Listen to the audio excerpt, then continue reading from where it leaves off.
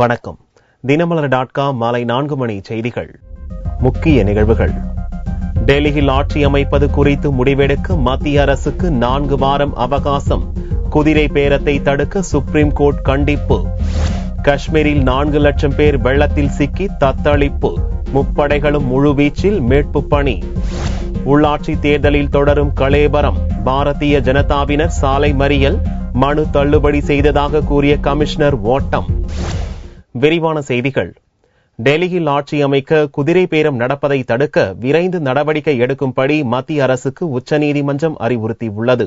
டெல்லியில் ஜனாதிபதி ஆட்சி அமல்படுத்தப்பட்டதை எதிர்த்தும் உடனடியாக சட்டசபை தேர்தலை நடத்த உத்தரவிடக் கோரியும் ஆம் ஆத்மி கட்சி சார்பில் தொடரப்பட்ட வழக்கு செவ்வாயன்று HL தாட்டு தலைமையிலான 5 நீதிபதிகளை கொண்ட அமர்வு முன் விசாரணைக்கு வந்தது. அப்போது ஆம் ஆத்மி சார்பில் ஆஜரான வக்கீல் பிரசாந்த் பூஷன் ஆம் ஆத்மி MLA-க்களை பாரதிய ஜனதா தன் பக்கம் இழுக்க குதிரை பேரத்தில் ஈடுபட்டுள்ளதாக குற்றம் சாட்டினார். அதோடு ஆம் ஆத்மி MLA-வுக்கு 4 கோடி ரூபாய் தருவதாக பாரதிய ஜனதா MLA ஷெர்சிங் தாகூர் ஆசை வார்த்தை கூறும் வீடியோ ஆதாரத்தையும் பிரசாந்த் பூஷன் தாக்கல் செய்தார். உடனே நீதிபதிகள் இதை குதிரை பேரம் என்று கூறுவதை விட ஆள் பேரம் என்றுதான் கூற வேண்டும் என்று கருத்து கூறினர். டெல்லியில் புதிய அரசு அமையவும் குதிரை பேரத்தை தடுக்கவும் மத்திய அரசு விரைந்து நடவடிக்கை எடுக்க வேண்டும் எனவும் நீதிபதிகள் உத்தரவிட்டனர். உடனே மத்திய அரசு தரப்பில் ஆஜரான வக்கீல் டெல்லியில் புதிய அரசு அமைப்பது அல்லது தேர்தல் நடத்துவது குறித்து பதில் மனு தாக்கல் செய்ய 4 வார அவகாசம் வேண்டுமென கேட்டார். இதை ஏற்ற நீதிபதிகள் டெல்லி அரசியல் நிலவரம் குறித்து அக்டோபர் 10ஆம் தேதிக்குள் பதில் மனு தாக்கல் செய்ய வேண்டுமென மத்திய அரசுக்கு கால அவகாசம் அளித்தனர். டெல்லி சட்டசபை தேர்தலில் அதிக இடங்களை பிடித்த பாரதிய ஜனதாவை ஆட்சி அமைக்க அழைக்கலாம் என்று கவர்னர் ஜங் செய்த பரிந்துரை குறித்து ஜனாதிபதி பிரணாப் முகர்ஜி ஆராய்ந்து வருகிறார். 70 இடங்களை கொண்ட டெல்லி சட்டசபையில் பாரதிய ஜனதா கூட்டணிக்கு 29 MLA-க்களும் ஆம் ஆத்மி கட்சிக்கு 28 MLA-க்களும் உள்ளனர். காஷ்மீர் மாநிலத்தில் வெள்ளத்தில் தத்தளிக்கும் லட்சக்கணக்கானோரை மீட்கும் பணி தீவிரப்படுத்தப்பட்டுள்ளது. ஜம்மு காஷ்மீர் மாநிலத்தில் 10 நாளாக பெய்து வரும் பேய் மழையால் மாநிலத்தின் பெரும்பாலான பகுதிகள் வெள்ளம் சூழ்ந்து தீவு போல காட்சியளிக்கின்றன. கடும் பாதிப்புக்குள்ளான காஷ்மீரின் தென் மாவட்டங்களிலும் வெள்ளத்தால் முழுவதுமாக சூழப்பட்டிருக்கும் ஸ்ரீநகரிலும் 4 லட்சம் பேர் தத்தளித்து வருகின்றனர். அவர்களை மீட்கும் பணியில் முப்படையினருடன் தேசிய பேரிடர் மீட்பு படையினரும் முழுவீச்சில் ஈடுபட்டுள்ளனர். மீட்பு பணியில் விமானப்படை விமானங்கள், ஹெலிகாப்டர்கள் ஈடுபடுத்தப்பட்டுள்ளன. இருப்பினும் போதுமான படகுகள் இல்லாததால் பல இடங்களில் மீட்பு பணிகளில் தொய்வு ஏற்பட்டுள்ளது. காஷ்மீரின் தென் மாவட்டங்களில் மழை விட்டுள்ளதால் வெள்ளம் வடிந்து வருகிறது. வெள்ளம் வடிவதால் பல இடங்களில் நிலச்சரிவுகள் ஏற்பட்டுள்ளன. உத்தம்பூர் மாவட்டத்தில் ஏற்பட்ட நிலச்சரிவில் 25 வீடுகள் முழுவதுமாக மண்ணில் புதைந்து போயின. அதிலிருந்த 40 பேர் பலியானதாக அஞ்சப்படுவதால் சம்பவ இடத்துக்கு ராணுவத்தினர் விரைந்துள்ளனர். தொடர் மழைக்கு பலியானோர் எண்ணிக்கை செவ்வாயன்று 200-ஐ கடந்துள்ளது. காஷ்மீர் முழுவதும் மொத்தம் 20,000 ராணுவத்தினர் மீட்பு பணியில் ஈடுபடுத்தப்பட்டுள்ளனர். வெள்ளத்தில் சிக்கியிருந்த 23,000 பேரை இதுவரையில் ராணுவத்தினரும் தேசிய பேரிடர் மீட்பு படையினரும் மீட்டுள்ளனர். வெள்ளத்தில் சிக்கிய கடைசி நபரை மீட்கும் வரையில் வீரர்கள் முகாமுக்கு திரும்ப மாட்டார்கள் என்று ராணுவ தலைமை தளபதி தல்பீர் சிங் சுஹாக் அறிவித்துள்ளார். புதுக்கோட்டை நகராட்சி தேர்தலில் போட்டியின்றி அதிமுக வேட்பாளர் வெற்றி பெற்றதாக அறிவிக்கப்பட்டதால் பாரதிய ஜனதா கட்சியினர் சாலை மறியலில் ஈடுபட்டனர். புதுக்கோட்டை நகராட்சி தேர்தலில் துவக்க முதலே அதிமுக மற்றும் பாரதிய ஜனதா கட்சியினரிடையே கடும் மோதல் ஏற்பட்டது. வேட்புமனு தாக்கல் செய்யவிடவில்லை, கொலை மிரட்டல் என்று பாரதிய ஜனதா கட்சியினர் தொடர் புகார் அளித்தனர். இந்நிலையில் புதுக்கோட்டை நகராட்சி தலைவராக அதிமுக வேட்பாளர் ராஜசேகர் போட்டியின்றி தேர்வு செய்யப்பட்டதாக கூறி தேர்தல் அலுவலர் நியமன சான்றிதழை திங்களன்று மாலை வழங்கினார். அமைச்சர் விஜயபாஸ்கர் தலைமையில் ஊர்வலமாக வந்த அதிமுகவினர் பொதுமக்களுக்கு இனிப்பு வழங்கி வெற்றியை கொண்டாடினர். இந்நிலையில் வடக்கு ராஜவீதியில் உள்ள பாரதிய ஜனதா கட்சி அலுவலகத்தில் கூட்டணி கட்சியினரோடு அவசர ஆலோசனை கூட்டம் நடந்தது. புதுக்கோட்டை நகராட்சியின் 42 வார்டுகளிலும் சங்கு ஊதும் போராட்டம் நடத்தப்போவதாக தீர்மானம் நிறைவேற்றப்பட்டது. பாரதிய ஜனதா அலுவலகத்தில் கூட்டம் நடந்து கொண்டிருந்த போது அவ்வழியே அதிமுகவினர் வெற்றி பெற்ற வேட்பாளருடன் மேளதாளங்கள் முழங்க ஊர்வலமாக வந்தனர். பட்டாசுகள் வெடித்து நடனமாடினர். இதனால் ஆத்திரமுற்ற பாரதிய ஜனதா மற்றும் கூட்டணி கட்சியினர் சாலை மறியலில் ஈடுபட்டனர். அப்போது போலீசாருடன் தள்ளுமுள்ளு ஏற்பட்டது.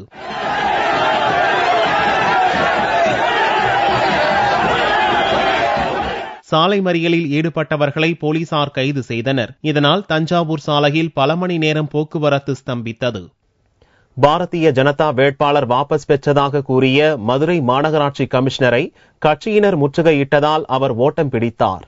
மதுரை மாநகராட்சியின் 4 மற்றும் 85வது வார்டுக்கு இடைத்தேர்தல் அறிவிக்கப்பட்டுள்ளது. வேட்புமனுக்களை வாபஸ் பெற வேண்டிய திங்களன்று 85வது வார்டில் பாரதிய ஜனதா வாபஸ் பெற்றதாகவும் அதிமுக வேட்பாளர் போட்டியின்றி வெற்றி பெற்றதாகவும் செய்தி பரவியது. ஆனால் பாரதிய ஜனதா வேட்பாளர் ஹரிஹரசுதன் தான் வாபஸ் பெறவில்லை என்று கூறவே பாரதிய ஜனதா கட்சியினர் மாநகராட்சி அலுவலகத்தை முற்றுகையிட்டனர். அங்கு வந்த மாநகராட்சி கமிஷனர் கதிரவனை சூழ்ந்து கொண்டு கேள்வி கணைகளை வீசினர். ஆனால் எதற்கும் பதில் சொல்லாத கமிஷனர் உடனடியாக அங்கிருந்து புறப்பட்டு சென்றார்.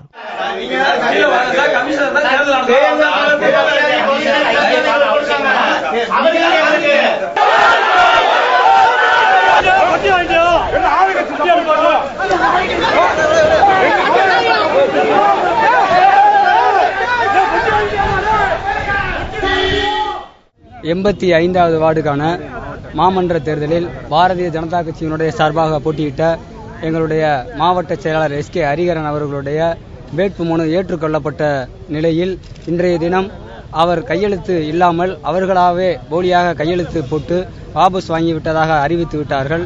இது பச்சை துரோகம். இது தமிழகத்தில் ஜனநாயகம் இருக்கிறதா? ஜனநாயகம் செத்துவிட்டது என்ற நிலைதான் இன்று இருக்கிறது.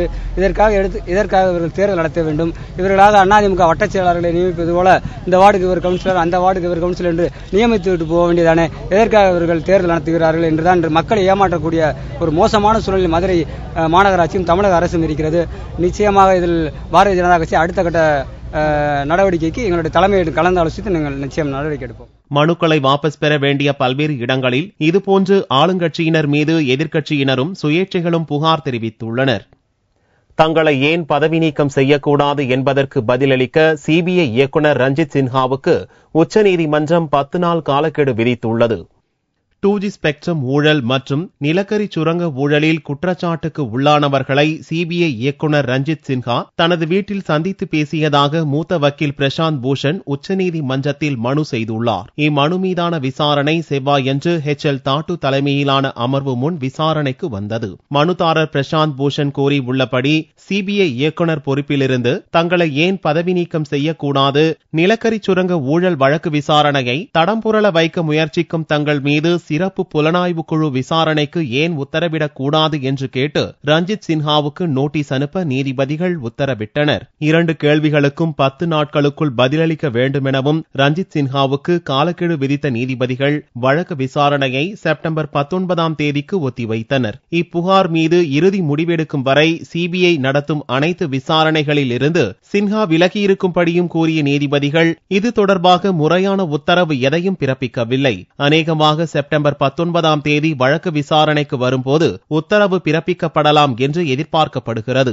ஸ்பெக்ட்ரம் ஊழல் மற்றும் நிலக்கரி சுரங்க ஊழல்களில் குற்றம் சாட்டப்பட்டுள்ள நபர்களை தனது வீட்டில் வைத்து 50 முறை ரஞ்சித் சின்ஹா சந்தித்ததாக ஆதாரங்களுடன் வக்கீல் பிரசாந்த் பூஷன் குற்றம் சாட்டியுள்ளார். குற்றம் சாட்டப்பட்டவர்களை சந்தித்ததை ஒப்புக்கொண்ட ரஞ்சித் சின்ஹா தான் ஓரிரு முறை மட்டுமே சந்தித்ததாகவும் நேர்மையான முறையிலேயே தான் செயல்பட்டு வருவதாகவும் தெரிவித்துள்ளார். அனைத்து மாநிலங்களின் மின்சாரத்துறை அமைச்சர்கள் அவசர கூட்டம் டெல்லியில் நடந்தது. நாட்டில் உள்ள அனைத்து மாநிலங்கள் மற்றும் யூனியன் பிரதேசங்களில் மின்சாரத்துறை அமைச்சர்கள் கூட்டம் டெல்லியில் உள்ள விஞ்ஞான் பவனில் செவ்வாயன்று நடந்தது. கூட்டத்துக்கு மத்திய மின்துறை அமைச்சர் பியூஷ் கோயல் தலைமை வகித்தார். பல்வேறு மாநிலங்களில் நிலவும் மின்சார பற்றாக்குறை குறித்தும் அதை தீர்ப்பதற்கான வழிவகைகள் குறித்தும் கூட்டத்தில் விரிவாக விவாதிக்கப்பட்டது. மின்சார உற்பத்திக்கு தேவையான நிலக்கரி பற்றாக்குறையாக இருப்பது குறித்து கூட்டத்தில் ஆலோசிக்கப்பட்டது. மின் கட்டணத்தை உயர்த்துவது குறித்தும் முக்கிய விவாதம் நடத்தப்பட்டது. மின்சாரத்தை ஓரிடத்திலிருந்து இன்னொரு இடத்துக்கு கொண்டு செல்லும் மின்பாதை கட்டமைப்பை வலுப்படுத்துவதற்கான திட்டங்கள் குறித்தும் விவாதிக்கப்பட்டது. பல்வேறு மாநிலங்களின் அமைச்சர்கள் தங்கள் மாநிலங்களுக்கு மத்திய அரசின் மின் தொகுப்பிலிருந்து கூடுதல் மின்சாரத்தை ஒதுக்கீடு செய்ய வேண்டுமென வலியுறுத்தினர். ஐநா சபையில் ராஜபக்சே பங்கேற்பதை கண்டித்து மதிமுக சார்பில் கண்டன ஆர்ப்பாட்டம் வைகோ தலைமையில் சென்னையில் நடந்தது. வரும் 25ஆம் தேதி ஐநா சபையில் நடைபெறும் கூட்டத்தில் ராஜபக்சே பேச அழைப்பு விடப்பட்டுள்ளது. இந்நிலையில் மதிமுக சார்பில் வைகோ தலைமையில் சென்னை வள்ளுவர் கோட்டத்தில் செவ்வாயன்று ராஜபக்சேவை ஐநா சபையில் பேச அனுமதி மறுக்கக்கூடாது என்று வலியுறுத்தி ஆர்ப்பாட்டம் நடந்தது. ஐநா மன்றத்தின் தீர்மானத்தையே காலிலே போட்டு விதித்துவிட்டு அந்த விசாரணை குழுவை நான் அனுமதிக்க மாட்டேன் என்று சொல்லக்கூடிய ஒரு கொலைகார பாவியை ஐநா மன்றத்தினுடைய பொதுச்சபையில் இந்த மாதம் 25ஆம் தேதி பேச அழைத்திருப்பது ஐநா மன்றத்தினுடைய நம்பகத்தன்மையை குழி தோண்டி புதைத்து விட்டது. சிங்கள அரசுடன் நட்புறவு என்று கூறி மத்திய அரசு தமிழர்களின் வாழ்வை அர்ப்பணிக்க கூடாது என்று வைகோ கேட்டுக் கொண்டார். தஞ்சாவூரை அடுத்துள்ள பூண்டி மாதா கோவில் அலங்கார தேர்பவனி கோலாகலமாக நடந்தது. இத்தாலி நாட்டைச் சேர்ந்த கான்ஸ்டன்டைன் பெஸ்கி என்ற வீரமா முனிவரால் பூண்டி மாதா கோவில் கட்டப்பட்டது. தஞ்சாவூரை அடுத்து கல்லணை அருகே அமைந்துள்ள 400 ஆண்டுகள் பழமை வாய்ந்த பசிலிக்கா அந்தஸ்து பெற்ற பூண்டி மாதா கோவிலில் கன்னி மரியாள் பிறப்பு பெருவிழா கடந்த 30ஆம் தேதி கொடியேற்றத்துடன் துவங்கியது. தினமும் நவ நாட்களில் பூண்டி மாதா கோவிலில் சிறப்பு திருப்பலிகள் நடந்தன. விழாவின் முக்கிய நிகழ்வாக திங்களன்று இரவு புனித கன்னி மரியாள் பிறப்பு தேர்பவனி நடந்தது. கும்பகோணம் மறை மாவட்ட ஆயர் அந்தோணிசாமி புனிதம் செய்து தேர்பவனியை துவக்கி வைத்தார். வான வேடிக்கைகளுடன் தேர்பவனி நடந்தது. பூண்டி தேர் பார்க்கறதுக்காக வருஷம் வருஷம் இங்க தங்கி வேண்டும், எது வேண்டனாலும் நம்ம வேண்டது கண்டிப்பா இங்க நடக்கும். இந்த அம்மா ரொம்ப மகத்துவமானவங்க. மல்லிகை பூ மலர்களால் அலங்கரிக்கப்பட்ட தேரோட்டத்தில் ஏராளமான பக்தர்கள் கலந்து கொண்டு பிரார்த்தனை செய்தனர். கொடைக்கானலில் வெள்ளி நீர்வீழ்ச்சியின் அருகே 12 ஆண்டுகளுக்கு ஒருமுறை பூக்கும் குறிஞ்சி மலர் மலர்ந்திருப்பது சுற்றுலா பயணிகளை இன்ப அதிர்ச்சியில் ஆழ்த்தியுள்ளது. இயற்கை எழில் கொஞ்சும் கொடைக்கானலில் கடந்த சில நாட்களாக தொடர் மழை பெய்தது. இதனால் அனைத்து அருவிகளிலும் நீர் கொட்டுவதால் சுற்றுலா பயணிகளின் வரத்து அதிகரித்துள்ளது. கொடைக்கானல் வெள்ளி நீர்வீழ்ச்சி அமைந்துள்ள பகுதிகளில் 12 ஆண்டுகளுக்கு ஒருமுறை பூக்கும் குறிஞ்சி மலர்கள் பூத்திருப்பது பயணிகளை மேலும் இன்ப அதிர்ச்சியில் ஆழ்த்தியுள்ளது. வெள்ளி நீர்வீழ்ச்சி அருகே உள்ள சோதனை சாவடி சாலையில் அதிக அளவிலான குறிஞ்சி மலர்கள் பூத்து குலுங்குகின்றன. சில்வர் ஃபால்ஸ்ல குறிஞ்சி பூ போட்டிருக்கா சொன்னாங்க. Very rare flower, 12 years once தான் பூக்கும். 12 வருஷத்துக்கு ஒருக்கா பூக்கிறப்போ 4 வருஷம் முன்னாடியே பூத்துறதா சொன்னாங்க. அதை இறங்கி பார்த்தோம். சந்தோஷம், ஹாப்பி. கொடைக்கானல் போய் நிறைய இடங்கள்லாம் பார்த்தோம். போகிறதுக்குள்ளே ஒரு அபூர்வமான ஒரு விஷயத்தை பார்த்ததில் ரொம்ப சந்தோஷம். வெள்ளி நீர்வீழ்ச்சி அருகே பூத்துள்ள குறிஞ்சி மலர்கள் உள்ளூர் மக்களையும் சுற்றுலா பயணிகளையும் அதிசயிக்க வைத்துள்ளது. தங்கத்தின் விலையில் செவ்வாய்க்கிழமையன்று ஒரு சவரனுக்கு 144 ரூபாய் குறைந்திருந்தது. ஒரு சவரன் தங்கம் 20,576 ரூபாய்க்கு விற்பனையானது. 1 கிராம் ஆபரண தங்கம் 2,572 ரூபாயாக இருந்தது. வெள்ளி 1 கிராமுக்கு 40 காசுகள் குறைந்து 44 ரூபாய் 30 காசுகளுக்கு விற்பனையானது. பார்வெள்ளியின் விலை 41,385 ரூபாயாக இருந்தது. பாம்புகளை லாவகமாக பிடித்து அதன் குணநலன்களை விளக்கும் கோவையைச் சேர்ந்த அமீன் பாட்ஷா பிடித்தவற்றை வனத்துறையினரிடம் ஒப்படைத்து வருகிறார். பாம்பென்றால் படையும் நடுங்கும் என்று ஆண்டாண்டு காலமாக சொல்லப்பட்டு வருகிறது. காரணம் அதன் விஷத்தன்மைதான். கோவை மாவட்டத்தில் குடியிருப்புகளில் பாம்புகள் வந்துவிட்டால் யாரும் பயப்படுவதில்லை, கவலையும் கொள்வதில்லை. உடனே கூப்பிடு பாம்பு பிடிக்கும் பாஷாவை என்று கூறிவிட்டால் போதும். ஒல்லி உடம்புடன் காலில் ஷூ மாட்டிக்கொண்டு நண்பர்களோடு வந்து விடுவார் 33 வயதான அமீன் பாஷா. நண்பர் மற்றும் உதவியாளருடன் வரும் பாஷா பாம்பு இருந்ததாக கூறப்படும் இடத்தை அலசி ஆராய்ந்து கடைசியில் கண்டுபிடித்து விடுவார். லாவகமாக கையில் பிடிப்பவர் சற்று நேரம் அதனுடன் விளையாடிவிட்டு அங்கிருப்பவர்களிடம் அந்த பாம்பின் குணநலன்களை விவரித்து விடுவார்.